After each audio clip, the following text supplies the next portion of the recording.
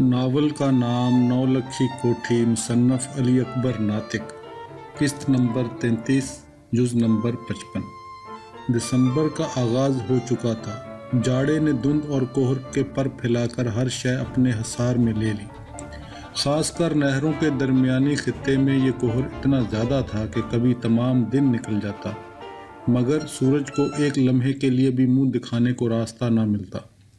बस धुंध के गुबार थे जो उतर रहे थे और चढ़ रहे थे, और इंसानों की आंखें गोया साइबेरिया में जा पहुंची थी, जो सफ़ेद सायों के सिवा कुछ नहीं देख सकती थी। विलियम ऐसी हालत में ज़्यादा से ज़्यादा ये करता कि कमरे से निकलकर कुछ देर के लिए कोठी के सहन में आ जाता, जो 1 एकड़ तक फैला हुआ था। कभी आमों के बाग का भी एक आध चक्कर लगा लेता। ये बाग उसे इतनी धुंध में नज़र तो नहीं आता, लेकिन महसूस ज़रूर होता था। इसके अलावा उसकी आमदोरफ्त हर जगह बंद हो चुकी थी। आज धुंध तो मौजूद थी, लेकिन उसमें इतनी शिद्दत नहीं थी, और ये पूरे 15 दिन बाद हुआ था। विलियम ने कमरे से निकलकर देखा, सूरज सर पर आ चुका था और मध्यम धूप ठंडी घास को हल्के हल्के थपथपा रही थी, लेकिन घास अभी गीली थी। विलियम अपनी कुर्सी सेहन में लगाकर बैठ गया और उस अंधी धूप को गनीमत जानकर सेंकने लगा। कुछ अरसे से उसके हाथ में बैत की बजाय असा आ चुका था। उसने वो असा एक तरफ बेंच के साथ लगा दिया। सर पर ऊन की टोपी, जो अब काफ़ी मैली हो चुकी थी, के ऊपर चौड़े किनारों का हैट अच्छी तरह से जमा लिया था। कुर्सी पर बैठकर विलियम ने जहाँ तक नज़र जा सकती थी इस धुंधलाए हुए मंजर को देखने की कोशिश करने लगा। उसकी नज़र पहले से कहीं ज़्यादा कमज़ोर थी, और ऐनक के शीशे भी इतने पुराने हो गए थे कि उनको साफ कर कर के घिसा दिया गया था, जिसकी वजह से वाज़े और सफाई दिखाई ना देता था। फिर भी उसे बहुत सारी चीज़ें वैसी ही नज़र आ रही थी जैसी उसके बचपन में थी। कुछ भी तो ना बदला था। वही आमों के बाग, वही कोठी, वही नहरें, और वही दूर तक आलू, मकई और कमाद के खेतों का सिलसिला था। कोठी के सहन के एक किनारे पर खड़ा पीपल का दरख्त भी वैसा ही तरोताज़ा था। आलूओं की फसलें और बेलें सख्त धुंध से बहुत हद तक सड़ गई थी, मगर ये वाक़या भी हर साल उसी तरह से होता था। अगर पूरे मंजर में कोई शय बदली थी तो वो खुद विलियम था। वो मुसलसल और मज़ीद तेज़ी से बदल रहा था। ना सिर्फ ये कि बदल रहा था, बल्कि जैसे जैसे वक्त आगे बढ़ रहा था, वो अपनी ज़ात से बेनियाज भी होता जा रहा था। हत्ता के मकामी लोगों के साथ बातचीत और किस्सा ख्वानी की महफिलें भी एक अरसा हुआ छोड़ दी थी। इस हालत में तमाम नौकर भी एक एक करके रुखसत हो चुके थे। शायद उन्होंने अंदाज़ा लगा लिया था विलियम की नकद पूंजी अब इस काबिल नहीं रह गई कि उस पर मज़ीद बोझ डाला जाए, क्योंकि ज़राए आमदन तो कभी के ख़त्म हो चुके थे। जब ज़राए ना रहे तो दौलत के कुएँ भी साथ नहीं देते। यही वजह थी उस कोठी के सहन में बड़ी बड़ी घास और कमरों में चीज़ें गर्द से अटी जा रही थी, जिनको साफ करने वाला शायद अब कभी नहीं आना था। इन चीज़ों के अलावा विलियम ने बोलना और बात करना भी कम कर दिया। पिछले 6 महीने से मुसलसल खामोशी ने उसे अपनी ज़ात में इतना दाखिल कर दिया कि सब की परवाह करना छोड़ दी, हत्ता कि अपने जिस्म की खारजी हैयत को भी नज़रअंदाज कर दिया। कई कई दिन कपड़े ना बदलता। कई कपड़े तो अब 5-5 साल पुराने हो गए थे। ये पुराने कपड़े पहले धोबी के हाथ से बाकायदा धुल के आते थे, मगर अब यह तकल्लुफ़ भी जाता रहा था, और वही मैले कचैले कपड़े पहनकर इधर उधर फिरता रहता। कभी तो सारा सारा दिन बाहर ही गुजार देता और आधी रात के वक्त जाकर कोठी में दाखिल होता। उकाड़ा शहर में, रेनाला शहर और इसी तरह दूसरे छोटे छोटे शहरों और कस्बों में फिरता रहता। विलियम की इस आवारा गर्दी से इन इलाकों का करीब करीब हर शख्स जान गया था कि ये कौन है। इसी आवारगी में विलियम के कई दोस्त भी बन चुके थे, जो उसे चाय पिला देते। अगर रात रहने की कहीं ज़रूरत होती तो वो चारपाई और खाने का बंदोबस्त भी कर देते। अगर दूर निकल जाता तो वो कई दिन कोठी पर वापस ना आता। मगर ये बातें गर्मियों की थी। सर्दियों में उम्र के इस हिस्से में वो ये सब कुछ बर्दाश्त नहीं कर सकता था। इसलिए पिछले 1 महीने से कलियाना स्टेट और शहर से बाहर ना निकला, क्योंकि बुढ़ापा, नज़ले, बुखार और दूसरी छोटी मोटी बीमारियों के ज़रिए अपने असरात भी दिखाने लगा था। पिछली सर्दियों की बात है, नमूनिए से मरते मरते बचा था। ناشتہ اور کھانا اکثر اوقات ولیم کے ایک پرانے نوکر کے ہاں سے پک کر آ جاتا، جو اب اس کا نوکر تو نہ رہا تھا لیکن مروت کا پرانا رشتہ ابھی بھی قائم تھا اور ولیم کی کوٹھی کے پچھواڑے ہی میں رہتا تھا۔ اس نے کر کرا کے اپنی 3 ایکڑ زمین بنا لی تھی اور کچھ زمین بریگیڈیئر صاحب کے منشی سے راکی پر لے کر کاشت کرتا تھا۔ وہ اس میں سبزیاں وغیرہ اگاتا، پھر انہیں شہر میں بیچ کر گھر کا گزارا چلا رہا تھا۔ ولیم کرسی پر کافی دیر اسی طرح بیٹھا اس نکمی دھوپ میں اپنے آپ کو ٹھٹراتا رہا، کیونکہ مسلسل کمروں میں بند رہنے سے اسے آج گھبراہٹ ہو گئی تھی۔ تھوڑی دیر بعد اٹھ کر 2-4 قدم تک چہل قدمی بھی کر لیتا۔ ولیم کو اس حالت میں 2 گھنٹے ہو گئے، حتیٰ کہ سورج پھر دھند کی دبیز تہوں میں دب گیا اور اندھیرا سا چھا گیا۔ اب ولیم اٹھ کر کوٹھی کے پچھواڑے فارم کی طرف چلا گیا جو کبھی اس کا اپنا تھا۔ اب اس کا مالک ایک ریٹائرڈ بریگیڈیئر تھا جو خود تو وہاں نہ رہتا تھا، لیکن اس کے مزاروں کے گھر موجود تھے۔ ان کے ولیم کے ساتھ اچھے مراسم بھی تھے جن میں اس کا وہی پرانا ملازم بھی تھا۔ ولیم کو دیکھ کر ایک لڑکا بھاگ کر آگے بڑھا اور لکڑیاں اکٹھی کر کے آگ جلانے لگا۔ دوسرے آدمی نے ایک چارپائی اٹھا کر اس آگ کے پاس رکھ دی۔ جب آگ کا الاؤ روشن ہو گیا تو ولیم چارپائی پر بیٹھ گیا اور جلتی ہوئی آگ سے ہاتھ تاپنے لگا۔ چند لمحوں بعد وہی آدمی چائے اور روٹی اور روکھا سوکھا سالن جو آلوؤں کی بھجیا پر مشتمل تھا لے کر آ گیا۔ ولیم نے عین پنجابیوں کی طرح چارپائی پر چوکڑی مار کر کھانا شروع کر دیا۔ اس طرح کھانا کھلانے یا چائے پلانے میں اب مقامی لوگوں کے اندر لالچ کا کوئی مادہ نہیں تھا اور نہ کوئی احسان کا جذبہ کار فرما تھا، بلکہ یہ ایسی خدمت تھی جس کا معاوضہ صرف شکریہ پر ختم ہو جاتا، جو ولیم نے کبھی زبانی نہیں کیا تھا، شاید دل میں اس کی گواہی موجود ہو۔ بعض اوقات ولیم کے لیے کئی گھروں سے اکٹھا چائے اور کھانا آ جاتا جسے وہ کبھی واپس نہ کرتا اور اس وقت کے لیے ذخیرہ کر رکھتا جب کہیں سے نہ آتا، کیونکہ اس طرح کے مواقع اکثر پیش آ جاتے تھے جب ہفتہ ہفتہ کسی کے گھر سے کچھ نہ آتا۔ کھانا کھا کر اور چائے پی کر ولیم بہت دیر تک وہیں بیٹھا آگ تاپتا رہا۔ اسے یہ آگ اتنا سکون دے رہی تھی جیسے ولیم کی زندگی کی آخری اور پہلی خواہش یہی تھی جو پوری ہو گئی تھی۔ پاس 3-4 آدمی اور بھی بیٹھے آگ جلاتے رہے اور تاپتے رہے۔ اس دوران وہ بہت سی باتیں فصلوں کے متعلق، اپنے کام کے متعلق، اپنے رشتہ داریوں کے متعلق، کچھ جگ بیتی غرض بہت کچھ کہتے رہے، جنہیں ولیم سنتا تو رہا لیکن بولا ایک لفظ بھی نہیں۔ ولیم کو ان بے معنی اور معصوم باتوں کے سننے کی عادت سی ہو گئی تھی جس کا نہ اسے کچھ فائدہ تھا اور نہ نقصان۔ ہاں، ان باتوں کے ذریعے سے ان لوگوں کے گھریلو جھگڑے، شادی غمی اور معاشی حالات سے بخوبی واقف ہو گیا تھا۔ ولیم کو اسی حالت میں رات کے 10 بج گئے اور وہ اٹھ کر کوٹھی میں چلا گیا۔ اگلے دن ولیم ابھی اپنے بستر میں ہی تھا کہ باہر سے کچھ شور شرابے کی آوازیں سنائی دینے لگیں۔ یہ آوازیں بالکل قریب کوٹھی کے صحن سے آتی محسوس ہو رہی تھی۔ ولیم حیران تھا کہ یہ کیا ہے۔ رات جب وہ بستر پر گیا تھا تو کوٹھی کے صحن کے سب دروازوں کو اس نے اپنے ہاتھوں سے تالے لگائے تھے۔ پھر صبح سویرے صحن میں یہ کیا ہڑبونگ مچ رہا تھا۔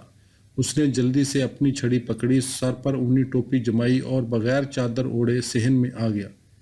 دیکھا تو کئی آدمی ایک ٹریکٹر ٹرالی سے نیچے اتر کر صحن میں گھوم رہے تھے، ارد گرد سے کوٹھی کا جائزہ لے رہے تھے اور شور شرابہ کر رہے تھے۔ پولیس کی ایک گاڑی میں 6-7 سپاہی بھی آئے تھے۔ ان کے علاوہ 1-2 کاریں تھیں، لیکن اب تمام لوگ گاڑیوں سے باہر نکل کر صحن میں آ گئے تھے۔ ولیم نزدیک پہنچا تو ایک شخص آہستہ رفتار سے آگے ہو کر اس کی طرف بڑھا اور ایک فائل ولیم کی طرف بڑھاتے ہوئے بولا، ولیم صاحب، میں یہاں کا علاقہ مجسٹریٹ ہوں۔ آپ ان کاغذات پر دستخط کر دیں کہ یہ کوٹھی آپ ابھی خالی کر رہے ہیں۔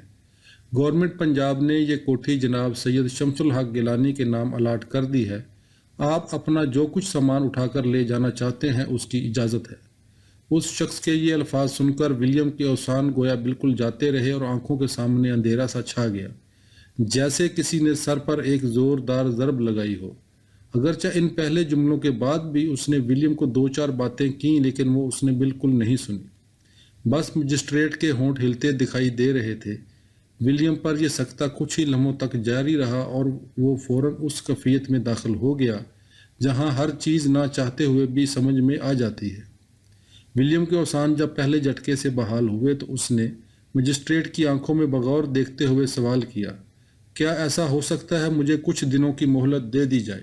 سوری ولیم، وہ دوبارہ بولا، میری معلومات کے مطابق آپ کو 3 بار اس کے متعلق اطلاع دی جا چکی ہے، اس لیے اب وقت نہیں۔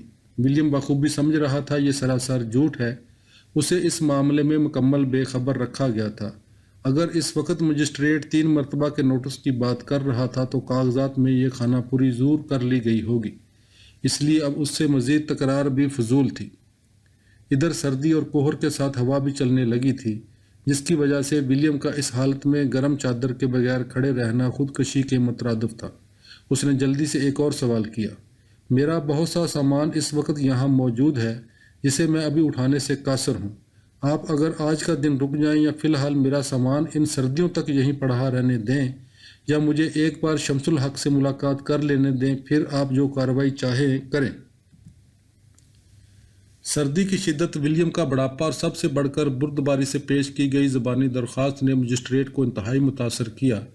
اسے توقع تھی ولیم اس حکم کو سنتے ہی آپے سے باہر ہو جائے گا، چیخو پکار کے ساتھ واویلا شروع کر دے گا اور دیواروں سے لپٹ جائے گا، انہیں گالیاں دے گا، پنجاب حکومت، بیوروکریسی، سیاستدان اور پاکستانی عوام کو برا بھلا کہے گا، جس کی وجہ سے وہاں دیر تک بدمزگی پیدا ہوگی۔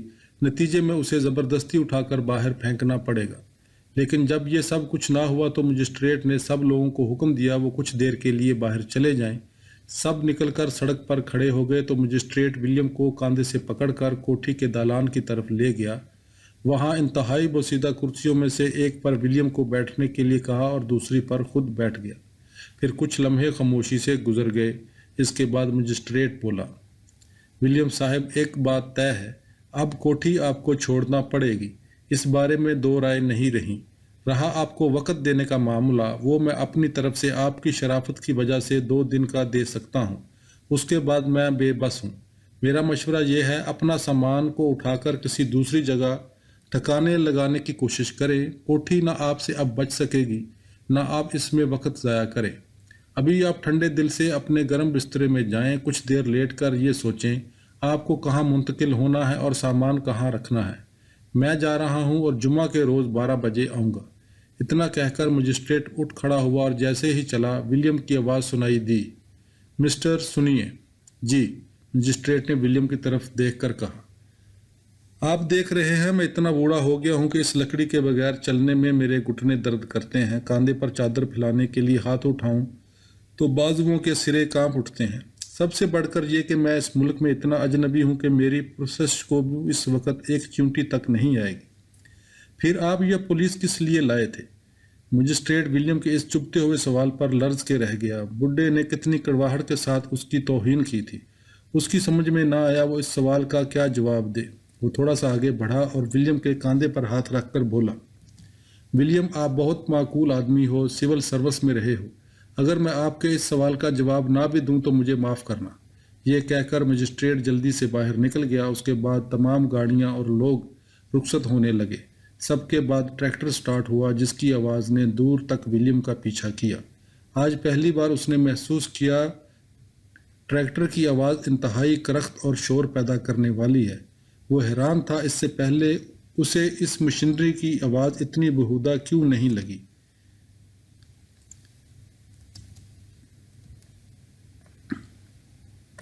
قسط نمبر 34، جز نمبر 56۔ اس دن میں اسکول سے بھاگ کر کمپنی باغ میں آ گیا۔ یہ صرف میری بات نہیں تھی، جو لڑکا بھی اسکول یا کالج سے بھاگتا وہ یہیں آتا۔ اس کی کئی وجوہات تھیں۔ اول یہ جگہ بالکل کالج اور اسکول کے سامنے پڑتی تھی۔ درخت اتنے زیادہ اور گھنے تھے کہ ان کی اوٹ سے آسمان کو دیکھنا کسی کے بس کا روگ نہیں تھا۔ ان درختوں کے بیچوں بیچ ایک چھوٹی ریل گاڑی کی پٹری تھی جس پر صبح سے شام تک ایک ریل کچھوے کی چال چلتی رہتی اور بچوں اور بڑوں کو جھولے دیتی رہتی۔ اس کا ٹکٹ بہت ہی معمولی تھا، جو غریب سے غریب آدمی بھی برداشت کر سکتا تھا۔ ریل کا انجن کوئلوں سے چلتا تھا۔ یہ کوئلے اس دور میں بہت سستے تھے۔ پارک انگریزی دور میں انگریز فیملی کے لیے تیار کیا گیا تھا، اس لیے اس میں وہ تمام خوبیاں موجود تھیں جو کسی بھی یورپین پارک میں ہو سکتی تھی۔ درخت، روشیں، جھولے، خوبصورت پرندے اور جانور، غرض ہر چیز میں ایک ترتیب اور حسن تھا۔ بہت سے والدین اپنے اسکول کے بگوڑے بچوں کو یہیں سے آن پکڑتے۔ اس دن صبح کے 9:30 بجے تھے اور مئی شروع ہو چکا تھا۔ 1 महीना पहले गुजरने वाली बहार ने इतना सब्ज़ा फैला दिया था कि आंखों में सिवाय सब्जी के किसी शय का सामना नहीं था। मैं कंपनी बाग में इधर उधर घूमता रहा, कभी टिकट लेकर उसी रेल पर चढ़ जाता जो पार्क के एक कोने से दूसरे कोने तक चक्कर काटती हुई निकल जाती, फिर 10 मिनट बाद वहीं आन खड़ी होती। कभी रेल के साथ साथ इधर से उधर भागता जाता, कभी किसी दरख्त पर चढ़ जाता, वहां से फिर उतरकर रेल पर चढ़ जाता। इस तरह मैं इस रेल पर बैठा इधर उधर के नज़ारों में गुम जा रहा था। अचानक रेल एक जगह रुकी। ये जगह रेल के रुकने की नहीं थी, इसलिए मुझे हैरानी हुई। नीचे उतरा तो मेरी नज़र एक मजमे पर पड़ी जो एक बहुत पुराने पीपल के दरख्त के नीचे दिखाई दे रहा था। कुछ लोग आरे और कुल्हाड़ों से पीपल के इर्द गिर्द गड्ढा खोदकर उसके तने को काटने के दर पे थे, जबकि एक बूढ़ा अंग्रेज उस गड्ढे में बैठा उनके काम में रुकावट डाल रहा था। 2 आदमी उसे खींचकर बाहर निकालने की कोशिश में थे, लेकिन वो अपनी जगह से टस से मस नहीं हो रहा था। दूसरे लोग इस खींचातानी के अमल से इर्द गिर्द खड़े महजूज हो रहे थे। वो ना तो बुड्ढे की तरफदारी कर रहे थे, ना उन 2 आदमियों को रोक रहे थे जो बुड्ढे को बेदर्दी से बाहर खींचने में लगे थे और उसे पंजाबी में सख्त सुस्त सुना भी रहे थे। लेकिन उसने मजबूती से पीपल की जड़ों को पकड़ा हुआ था और कोशिश के बावजूद उनसे बाहर नहीं निकल रहा था। इस अमल में उस बूढ़े अंग्रेज का हैट पास ही गीली मिट्टी में मुड़ा तुड़ा पड़ा था। हैट की हालत से अंदाज़ा हो रहा था उस पर कई लोगों के पाँव आए हैं और इस काबिल नहीं रहा कि दोबारा सर पर रख लिया जाता। बूढ़े की रंगत बहुत ज़्यादा सुर्ख और सफ़ेद थी, लेकिन ये वो सुर्खी नहीं थी जो खून और जवान सेहत की निशानी होती है, बल्कि ये रंगत नस्ल और कौम का पता देने वाली थी। रंगत इस कदर सुर्ख हो चुकी थी जो उम्र की ज़्यादती की वजह से देखने वालों के लिए कराहत पैदा कर देती है, और सफ़ेद बूढ़ों के चेहरे बंदर की पुश्त के रंग से मुशाबा हो जाते हैं। कद एक तो वैसे भी लंबा था, उस पर लागरपन ने उसकी कामत को मज़ीद हवा दी थी, जिसकी वजह से वो ज़रूरत से ज़्यादा लंबा नज़र आ रहा था। पाँव में जूते चमड़े के थे, लेकिन वो इतने बसीदा और मिट्टी में लथड़ चुके थे कि उनका असली रंग कोई नहीं बता सकता था। ऐनक की हालत भी उसके जूतों से ज़्यादा अच्छी नहीं थी। ऐनक की कमानियों पर टाकियाँ तो नहीं लिपटी थी, लेकिन उन कमानियों का रंग इस तरह फट गया था कि उससे ऐनक की उम्र का बखूबी अंदाज़ा होता था।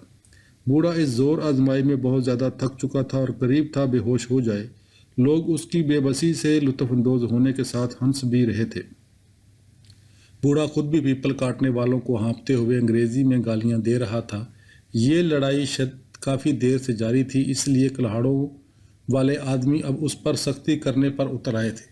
मैं जब से वहाँ खड़ा था उसके इब्तदाई लम्हों में खुद भी लुत्फ़ लेता रहा, लेकिन जब मुझ पर असल हकीकत का इंकशाफ हुआ कि बूढ़ा असल में उन्हें पीपल के काटने से माने हो रहा है और सब लोगों में दरअसल यही एक इंसान है, तो मेरी दिली हमदर्दियाँ उसके साथ हो गई। लेकिन मैं इस मामले में उसकी मदद करने से बिल्कुल कासर था।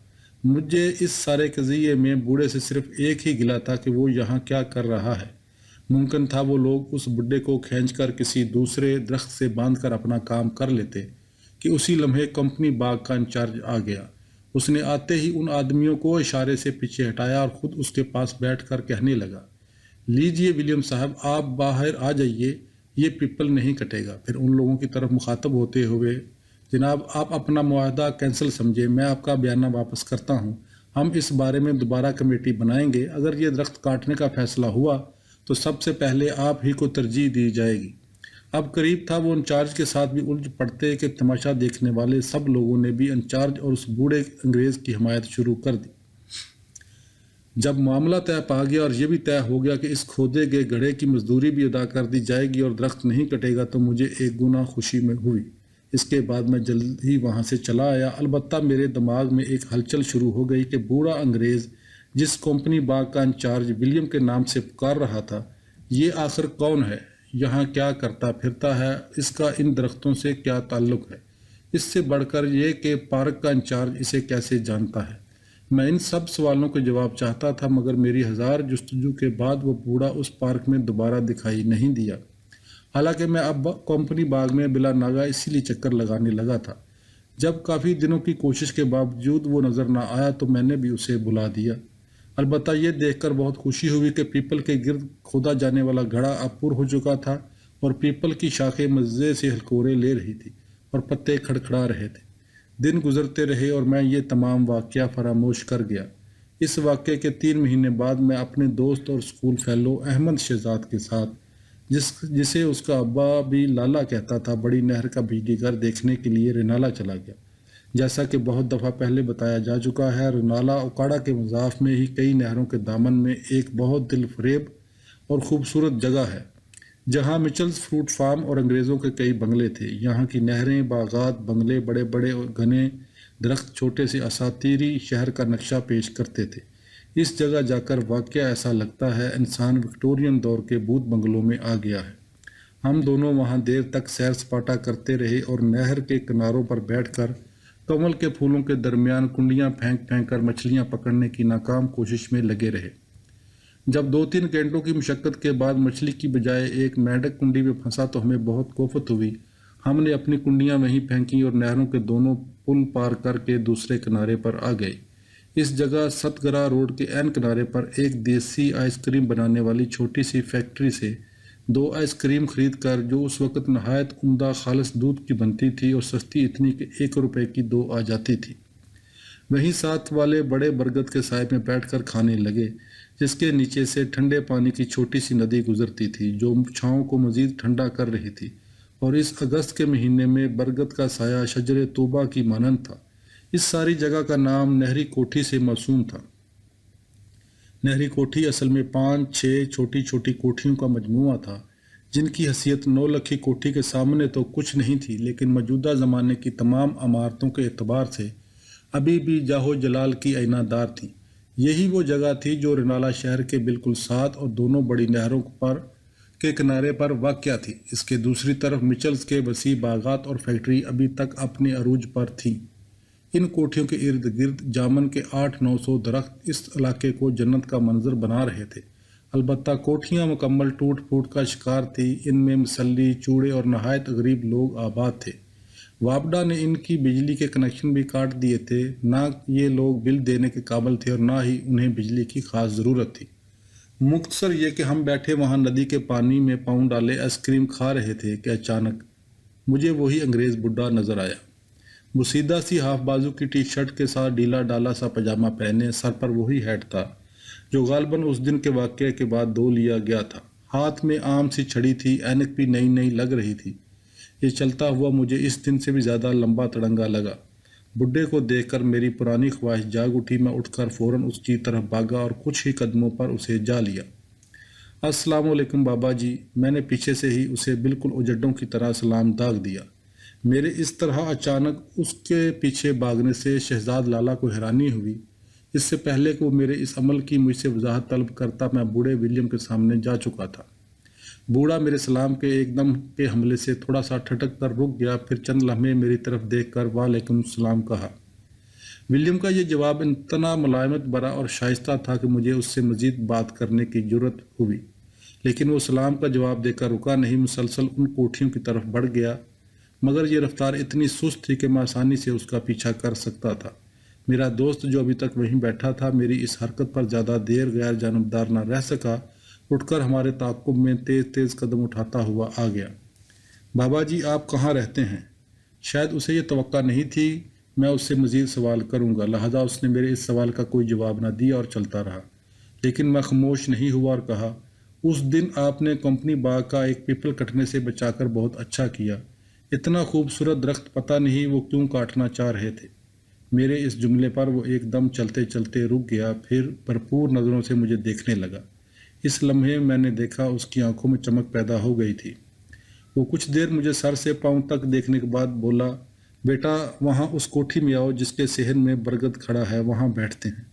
چند ثانیوں بعد ہم اس ٹوٹے پھوٹے مکان میں پہنچ چکے تھے جس کے صحن میں برگد اور جامنوں کے پتوں کے سوا کچھ بھی نہیں تھا۔ پتے اتنے زیادہ بکھرے ہوئے تھے کہ فرش کی زمین اس میں بالکل چھپ گئی تھی، اور یہ پتے تہ بتہ چڑھے ہوئے تھے۔ ایسا لگتا تھا جیسے صدیوں سے کسی نے جھاڑو نہیں دیا، نہ اس کوٹھی کی دیکھ بھال ہوئی ہے۔ کوٹھی قریب ایک کنال کے رقبے پر بنی ہوئی تھی۔ اس کی عمارت تو 7-8 مرلوں ہی میں تھی، لیکن صحن کو ملا کر ایک کنال بن ہی گیا تھا۔ تمام عمارت انتہائی نفاست اور کاریگری کا عمدہ نمونہ تھی۔ اینٹوں پر پلستر نہیں تھا، لیکن کسی بھی پلستر شدہ عمارت سے بہتر تھی۔ सुर्ख रंग की ये ईंटें टेप के साथ नहायत सीधे जोड़ों में दुरुस्त कोनों के साथ मेमारों की फनी दस्तरस पर गुआ थी। कमरों की छतें सबकी 20 फुट ऊंची थी, लेकिन दरमियान में एक बड़ा कमरा नजर आ रहा था जो गालबन ड्राइंग रूम रहा होगा। उसकी छत दूसरे कमरों की छतों से भी 4 फुट मजीद बुलंद थी। दरवाजे और खिड़कियां भी सब के सब टाली की स्याह लकड़ी के थे, लेकिन उनके तख्ते बाज बिल्कुल टूट चुके थे और जो नहीं टूटे थे वो इतने बदहाल हो चुके थे कि किसी भी वक्त अपनी चुगाठों से अलग हो सकते थे, मगर थे अभी तक वो भी अपने शानदार माजी की गवाही सबत करने वाले। सेहन में एक कैंची नुमा लकड़ी की कुर्सी और एक वसीदा सी मेज़ पड़ी थी, जिसका रंग करीब करीब मिट्टी के रंग से मिल गया था। बूढ़ा विलियम कुर्सी पर बैठ गया। वो बहुत ज़्यादा थका हुआ लग रहा था। मुझे ख्वाहिश पैदा हुई अंदर जाकर कमरों का जायज़ा लूं, लेकिन फ़िलहाल इस अमल से ये सोचकर बाज आ गया न जाने क्या समझे। चनाचा हम दोनों, मैं और शहजाद, उसी थड़े पर बैठ गए जो बरगद के तने के इर्द गिर्द बना हुआ था और तने को अपने घेरे में लिए था, जिसका कतर कम अज़ कम 10 फुट था। उसकी जड़ें कई कई फुट तक कोठी की छत तक फैली हुई थी और डर था जड़ें छत को फाड़कर नीचे ना उतर जाएं। बूढ़ा कुछ देर आंखें बंद किए बैठा रहा। गर्मी बहुत शदीद थी, लेकिन हवा नहरों के ऊपर से गुजरते हुए पानी का लम्स लेकर कोठी के अहाते में दाखिल हो रही थी और इस इंतहाई घने बरगद की स्याही माइल सब्ज शाखों से टकराकर मजीद ठंडी होकर विलियम और हमें छू रही थी। इसकी वजह से हम तीनों एक पुरकेफ और सरूर आवर फजा में गुम हुए कुछ देर चुप बैठे रहे। हवा की सरसराहट के साथ शाखों के लर्जने से परिंदों का चहचहाना बढ़ गया था। हवा और परिंदों के सिवा वहाँ हर तरह की चुप थी। मुझे महसूस हुआ बूढ़ा विलियम दरअसल आराम करने के चक्कर में है और हम ख्वाह उसको तंग करने के लिए आ गए हैं। लाला शहजाद भी इस कैफियत से उकताने लगा। इस हालत को देखकर मैंने लाले को कन अखियों से उठने का इशारा कर दिया। करीब था कि हम उठकर चल देते। उसी लम्हे वो दोबारा बोला, दोस्त क्या करते हो? हम पढ़ते हैं। हाँ, पढ़ना अच्छी बात है, लेकिन पढ़कर क्लर्क न बनना, कोई हुनर सीख लेना। हम अफसर बनेंगे। मुझे तुमसे हमदर्दी है, लेकिन पाकिस्तानी अफसरों से मेरी मुराद क्लर्क है। इस खित्ते के लोग आइंदा 300 साल तक अफसर नहीं बन सकेंगे। मुझे बूढ़े की इन फलसफाना बातों की कोई समझ न आई। मैं तो किसी और चक्कर में था कि उसके आगे पीछे का पता चलाऊं, मगर ये तो कुछ दूसरी तरह की बातें कर रहा था। चाय पका लेते हो? जी हाँ, मैं पका लेता हूँ। अब के शहजाद लाला ने पहली बार गुफ्तगू में हिस्सा लिया। वो बूढ़े में दिलचस्पी लेने लगा था। दोस्त, वो सामने किचन में दूध पड़ा है, चीनी और चाय भी मौजूद है। अपने और मेरे लिए चाय बना लो। बूढ़े की इस पेशकश के बाद शहजाद भागकर अंदर चला गया और मैं वहीं बैठा रहा। ये लड़का आपका दोस्त है या भाई? दोस्त है, मैंने मुख्तसर जवाब दिया। कभी यहाँ मैं और एशले इसी जगह दोस्ती के मज़े लिया करते थे, बूढ़े ने लंबी आह खींचते हुए कहा। मैं बूढ़े की बात, जिसमें क़यामत का दर्द छुपा था, को किसी वजह से जानबूझकर नज़रअंदाज करते हुए एक और सवाल किया। आप मुझे अंग्रेज़ लग रहे हैं। क्या आप बरतानिया वापस नहीं गए? नहीं। विलियम का जवाब मुख्तसर था। शायद वो मेरे सवालों के जवाब देने के लिए तैयार नहीं था। ज़्यादा बोलने से गालबन उसे तकलीफ़ हो रही थी, इसलिए इख्तिसार से काम ले रहा था। आप यहीं रहते हैं? यकीनन अब यहीं रहता हूँ। पहले कहीं और रहते थे? 2 साल पहले उकाड़ा की नौलखी कोठी मेरी थी। वाह, वो आपकी थी? तो आपने इतनी अच्छी कोठी बेच क्यों दी? बहुत सी चीज़ें इंसान के इख्तियार में नहीं होती। तुम हालते नज़ा में पड़े इंसान को नहीं कह सकते कि वो मरने से इनकार कर दे। विलियम के इस जवाब पर मैं खामोश हो गया और सोचने लगा, अगर नौलखी कोठी इस बूढ़े की थी, फिर तो इसके पास बहुत पैसे होंगे। इतनी बड़ी कोठी कम से कम पर भी 1 करोड़ से कम न बिकी होगी। मगर ये इतनी बुरी जगह पर क्यों रह रहा है? आप यहाँ इस ख़राब कोठी में क्यों रह रहे हैं? कोई अच्छा सा मकान खरीद लेते। मुझे यही जगह अच्छी लगती है। ये तो कोई भूत बंगला है। मैंने नहायत सादगी से बोलना शुरू किया। आपको ये पुरानी और टूटी फूटी जगह क्यों अच्छी लगती है? ना यहाँ बिजली नज़र आती है, ना रहने के लिए किसी दूसरी सहूलत का नामो निशान है। यहाँ तो रात को अकेला बंदा डर भी जाता होगा। यहाँ मेरा दोस्त एशले रहता था, वो शायर भी था। अगर उसका बूत यहाँ होता तो मुझे ज़्यादा खुशी होती, लेकिन बदकिस्मती से मुझे उसका बूत कभी नज़र नहीं आया। अब मैं यहाँ अकेला हूँ। वो आपका दोस्त कहाँ है? वो 20 साल पहले मर चुका है लंदन में। मैंने उसे समझाया था वो उधर ना जाए, लेकिन वो चला गया और 3 महीने बाद गालबन उसी बेड उसके मरने की खबर आई। कुछ देर की खामोशी के बाद वो इसी घर में था। फिर कुछ देर रुक कर उसी बेड पर सोता था जहाँ अब मैं सोता हूँ। बाबा जी, आपके बीवी बच्चे नहीं हैं? बूढ़ा विलियम जो आंखें मुसलसल बंद किए कुर्सी पर लेटने की सूरत में बैठा हुआ था और उसका हेड झुककर उसकी आंखों पर आ गया था, मेरे इस सवाल पर अपनी सुकून की हालत से थोड़ा सा इस्तराब में आया। उसने आंखें खोलीं, हेड की आंखों से हटाकर थोड़ा सा पीछे किया और मेरी तरफ देखकर बोला, बच्चे कैथी के थे, वो उन्हें लेकर चली गई। अब मैं नहीं जानता वो कहाँ है, मुझे लगता है कैथी भी मर चुकी है, लेकिन बच्चों को जिंदा रहना चाहिए। आप वापस क्यों नहीं गए? कहाँ? बरतानिया। इस किस्म के सवालों से मुझे तकलीफ होती है। बरतानिया से मैं वाकिफ़ नहीं हूँ। मैं इसी इलाके में पैदा हुआ था। आपसे और आपके बाप से पहले मैं इस जगह को जानता हूँ। शायद आपका दादा भी यहाँ का नहीं होगा, ये जगह उसने देखी भी नहीं होगी। जब मैं इन सब से यहाँ का पुराना रहने वाला हूँ तो यहाँ से क्यों जाऊँ?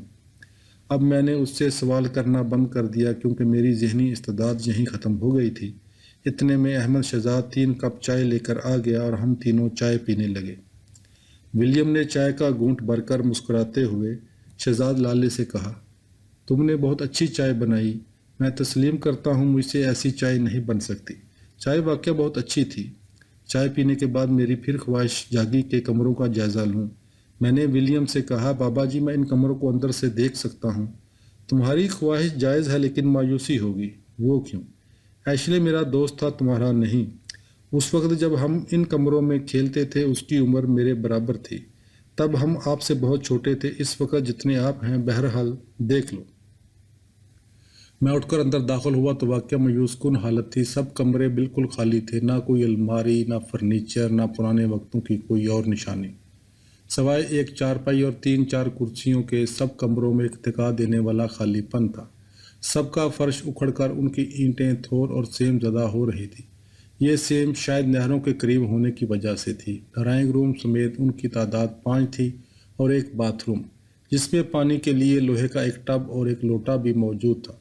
मुझे कमरों की इस कदर वीरानी देखकर वहशत हुई और मैं भाग कर बाहर आ गया। बाबा जी आपका कोई सामान नहीं है? बाहर आकर मैंने बेचैनी से पूछा।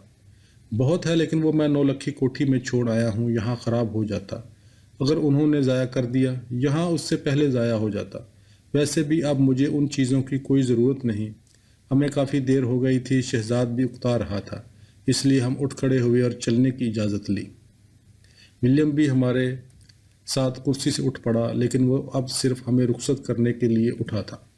ये मेरी विलियम से पहली तफसीली मुलाकात थी। इसके बाद फिर मैं जब भी रिनाला गया मेरा मामूल बन गया, इधर उधर आवारगी करता हुआ विलियम को ढूंढ निकालता। इस अरसे में वो मेरा बहुत ही करीबी दोस्त बन चुका था। उसका वहाँ पर एक और दोस्त, एक डिस्पेंसर था जो बूढ़े विलियम की देखभाल करता। वो उस डिस्पेंसरी में काम करता रहा था जो उसी दौर में बनाई गई थी जब नहरी कोठियों की आबादी कायम की गई थी। डिस्पेंसरी असल में वहाँ के मुकीम अंग्रेज़ फैमिलियों के लिए बनाई गई थी। डिस्पेंसरी की इमारत भी इंतहाई पुरशुकवा थी और अभी तक उसकी हालत अच्छी थी। उसमें अब बाकायदा डॉक्टर बैठता था। डिस्पेंसर अजीज़ अहमद इसी डिस्पेंसरी से रिटायर्ड हुआ था। अब उसकी उम्र भी 65 साल से ऊपर हो गई थी, लेकिन सेहत अभी तक अच्छी थी। विलियम उसके साथ काफ़ी मानूस था, या ये कहें कि उसका सबसे पुराना जानने वाला था और उसकी सेहत का ख़ास ख्याल रखता था। अजीज़ अहमद का घर काफ़ी खुला और बिल्कुल डिस्पेंसरी के साथ था, जिसके दाएं हाथ वही आइसक्रीम की छोटी सी फैक्ट्री थी जहां से आइसक्रीम खरीद कर खाना मैंने अपने ऊपर लाजिम कर लिया था। यहाँ से शायद विलियम और डिस्पेंसर अजीज़ भी आइसक्रीम लेकर खाते हों, लेकिन मैंने उन्हें खुद नहीं देखा। विलियम मुझे अक्सर उसी के पास एक लकड़ी की कुर्सी पर बैठा हुआ मिला। वो दोनों आपस में काफ़ी गुफ्तगू करते थे। सावन आया तो जामुन के फलों का बहुत ज़ोर हो गया। चूँकि यहाँ जामुन के दरख्त सैकड़ों की तादाद में थे, इसलिए उनका गवर्नमेंट की तरफ से ठेका होता और ठेकेदार बांसों वाली लंबी लंबी सीढ़ियाँ दरख्तों की शाखों पर टिका कर हर वक्त फल तोड़ने में मसरूफ़ रहते। इस तरह ये एक महीना खूब रौनक रही और बारिशों ने भी बड़ा उदम मचाया। मैं भी जामुन खाने के लिए हर रोज़ वहाँ जा निकलता, कभी अकेला और कभी किसी दोस्त के साथ। विलियम से मेरी मुलाकात भी रोज़ होने लगी। मैं महसूस कर रहा था कि वो रोज़ ब रोज़ कमज़ोर होता जा रहा है। इस अरसे में वो मुझसे काफ़ी ज़्यादा खुल गया और मैं करीब करीब सब कुछ उसके बारे में जान गया। कुछ उसने खुद बताया, कुछ डॉक्टर अजीज़ अहमद ने, बाकी मैंने इधर उधर के ज़राए से मालूम कर लिया। मैं ये भी जान गया था नौलखी कोठी विलियम ने बेची नहीं, उससे छीनी गई है। वो भी एक ऐसे शख्स ने जिसके ख़ानदान के बारे में अब कोई पर्दा नहीं रह गया था। मुझे विलियम से हमदर्दी हो गई थी, लेकिन उसके लिए कुछ भी नहीं कर सकता था। ہاں، ایک بار میں اور میرے دوست شہزاد لالا نے اس کے بوت بنگلے کو صاف کر کے پتوں کو آگ لگا دی تھی۔ یہ دسمبر کے آخری دن تھے۔ اس دن کوہر یا دھند تو نہیں تھی، لیکن سردی ایسی کڑاکے کی کہ ہاتھ چادر سے باہر نکالتے ہی برف کی طرح جم جاتے۔ اس پر اڑا دینے والی ہوا کے جھونکے تھے جو نہر کے پانی کی سطح سے ہو کر اور بھی ٹھنڈے ہو جاتے اور منہ پر سرد تھپیڑے لگاتے ہوئے دوسری سمت کے درختوں اور مکانوں سے جا ٹکراتے۔ نہر کا پانی بھی اتنا صاف تھا کہ تہہ میں بیٹھی ہوئی ہر چیز نظر آ رہی تھی۔ پانی کی سطح پر ہوا کے دباؤ سے لہریں بن بن کر تیرتی ہوئی نکل جاتی، جو اس قدر دل فریب تھیں کہ انسان دیکھتا رہ جائے۔ اسے میں برگد کے سوا تمام درختوں کے زرد پتے نہر کی پٹڑی اور سڑکوں پر گر گر کر دوڑتے اور شور مچاتے ہوئے کبھی ایک طرف کو کبھی دوسری طرف کو سرکتے دور چلے جاتے۔ لوگوں نے سویٹر اور جرسیوں کے ساتھ اپنے اوپر چادریں بھی لپیٹی ہوئی تھی۔ ٹانگوں کا اڈا نہر کے پل کے دائیں طرف تھا۔ وہاں ہر وقت 3-4 ٹانگے کھڑے ہوتے تھے جو شہر کی سواریاں ارد گرد کے گاؤں سے لاتے اور لے جاتے۔ ٹانگوں کے اڈے سے لے کر آئس کریم کی فیکٹری تک کہیں نہ کہیں آگ بھی جل رہی تھی اور 2-2 4-4 لوگ اسے بیٹھے سینک رہے ہوتے۔ خاص کر ٹانگے والے اپنے گھوڑوں کے آگے دانہ ڈال کر اور چادریں اوڑھ کر مسلسل کوئلے تاپ رہے تھے۔ اس حالت میں کسی کو بھی اس بات سے غرض نہیں تھی کہ موسم کی دل فریبی سے لطف لیا جائے۔ یہی موسم میرے لیے قیامت کی کشش رکھتا تھا۔ میں ان تمام لوگوں اور کام میں مصروف یا آگ تاپنے والوں کو نظر انداز کر کے سیدھا نہر کے کنارے کنارے جامنوں کے درمیان کی روشوں پر چلتا گیا اور تیز ہوا کے جھونکوں میں دوڑتے زرد پتوں سے لطف اندوز ہوتا جا رہا تھا۔ یہ وقت 1 بجے کا ہوگا، کیونکہ نہر کے پل کے دائیں کنارے پر موجود سفید رنگ کی چھوٹی مسجد والی مؤذن نے بھی ابھی ظہر کی اذان دی تھی۔ میرے جسم پر اون کی ایک بڑی اور موٹی چادر کے ساتھ نیچے ہاتھ کی بنی ہوئی اونی سویٹر بھی تھی۔ یہ اس وقت کا زمانہ ہے جب ولیم کو نولکھی کوٹھی چھوڑ کر نہری کوٹھی میں آباد ہوئے 3 سال ہو چکے تھے۔ اس سے میری متواتر ملاقاتوں کو بھی 1 سال ہو چلا تھا۔ اس دوران مجھے اس سے جو کچھ معلوم ہوا میں اسے اپنی یادداشت میں محفوظ کرتا گیا۔ میرے لیے یہ بات مسلسل گھبراہٹ کا سبب تھی کہ وہ تیزی سے کمزور ہو رہا تھا۔ کبھی کبھی اس کی زندگی دنوں کی بات لگتی تھی، لیکن اس کی آواز میں ابھی تک وہی جان تھی۔ یہ 1989 کی سردیوں کا زمانہ تھا اور ولیم کم بیش اسی 80 سال کا ہو چکا تھا۔ اس کو اس دفعہ کی گرمی نے وہ ضرب لگائی تھی کہ اگست کے آخری دنوں میں اسے لو لگ گئی، جس نے اس کا کچومر نکال کے رکھ دیا۔ وہ تو بلا ہو ڈسپنسر عزیز احمد کا، جس نے بروقت علاج کر کے اسے موت کے منہ سے نکالا، لیکن اس دھچکے نے اسے نڈھال کر دیا اور وہ حد سے زیادہ کمزور ہو گیا۔ ایک دن میں اس کے اسی بوسیدہ مکان پر پہنچا جسے اب مکان کہنا وزاداری ہو سکتی تھی۔ صحن سے ہوتے ہوئے جو پہلے کی طرح زرد پتوں اور چھوٹی چھوٹی سوکھی ہوئی شاخوں سے بھرا پڑا تھا، کمرے کے سامنے پہنچ گیا۔ صحن کی ویرانی اور ہوا کی تیزی سے میں نے اندازہ لگا لیا تھا کہ ولیم اندر بستر میں دبکا پڑا ہوگا۔ میں نے ہلکا سا دروازہ کو کھٹکھٹایا، لیکن اندر سے کوئی آواز نہ آئی۔ تھوڑی دیر بعد دوبارہ دستک دی تو ایک نحیف سی آہ سنائی دی۔ میں دروازہ کھول کر اندر داخل ہوا۔ دیکھا تو ولیم چارپائی پر سیدھا لیٹا ہوا ہے۔ اس کے اوپر کمبل تھا، لیکن وہ اتنا گندا اور بدبودار تھا کہ مجھے ہاتھ لگانے سے بھی کراہت ہوئی۔ میں نے ایک بار سوچا ایسے ہی پلٹ جاؤں، لیکن پھر کچھ دیر کھڑا رہنے کے بعد غیر ارادی طور پر آگے بڑھ کر ہلکا سا کمبل اوپر اٹھا دیا۔ کمرے میں مکمل اندھیرا تھا، اس لیے پہلے مرحلے میں ولیم کا چہرہ دکھائی نہ دیا، لیکن آہستہ آہستہ ہر چیز آنکھوں کے لیے مانوس ہونے لگی۔ اس کمرے میں میری ولیم کے ساتھ اب کئی ملاقاتیں ہو چکی تھی، اس لیے مجھے معلوم تھا لالٹین کہاں ہے اور کچن یعنی چولہا کس جگہ ہے۔ میں نے اندازے کے مطابق آگے بڑھ کر لالٹین ڈھونڈ نکالی اور اسے جلانے کے لیے ماچس تلاش کرنے لگا۔ اسی لمحے ولیم کی آواز سنائی دی، کیتلی کے ڈھکن کے اوپر پڑی ہے۔ مجھے ولیم کی آواز سن کر ایک گنا سکون ہوا کہ ابھی نہ صرف زندہ ہے بلکہ حواس بھی کام کر رہے ہیں۔ لالٹین روشن کر کے ولیم کے پاس آیا۔ وہ بخار سے تپ رہا تھا۔ میں نے کچن کی طرف جا کر دیکھا، وہاں کیتلی میں کچھ دودھ اور ڈبل روٹی پڑی تھی۔ اس کے پاس ہی کچھ دوائیاں بھی موجود تھیں۔ کچھ ہی دیر بعد میں دودھ گرم کر کے بریڈ کے ساتھ ولیم کے سامنے لے آیا۔ وہ میری طرف دیکھ کر آہستہ سے اٹھنے کی کوشش کرنے لگا۔ 10-15 منٹ بعد میں نے اسے صحن میں آگ جلا کر کرسی پر بٹھا دیا۔ ولیم آگ تاپنے لگا تو میں صحن سے باہر نکل کر سیدھا ڈسپنسر عزیز احمد کی طرف گیا اور اسے تمام حالات کی خبر کی۔ عزیز احمد نے مجھے ساتھ لے کر دوبارہ ولیم کے پاس جانا چاہا، لیکن نہ جانے کیوں میرا وہاں جانے کو جی نہ چاہا۔ میں نے کہا ڈاکٹر صاحب مجھے جلدی گھر جانا ہے، آپ جا کر اسے دیکھ لیں۔ اس واقعے کے بعد میں جان بوجھ کر کئی دن وہاں نہیں گیا، اس کی وجہ مجھے بھی معلوم نہیں۔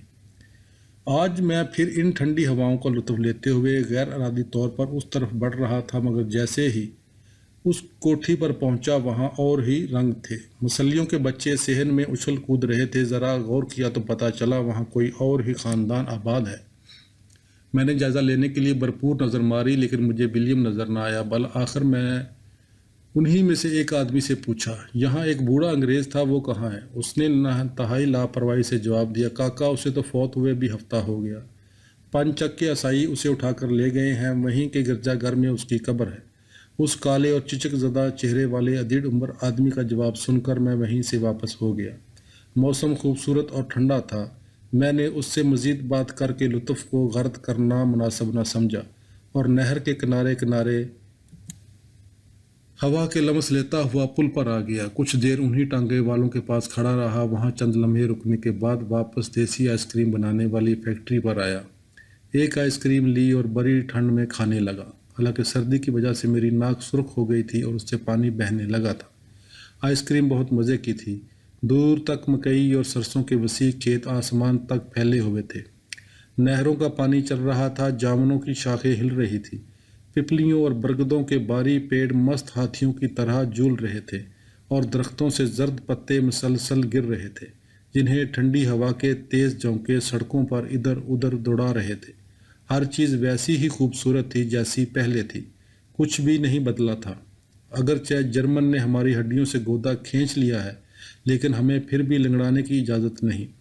سبک روی سے چلنے میں تکلیف تو ہوگی، مگر آنے والے حادثوں کے پیش نظر اسی چال کو برقرار رکھنا ہے۔ ختم شد۔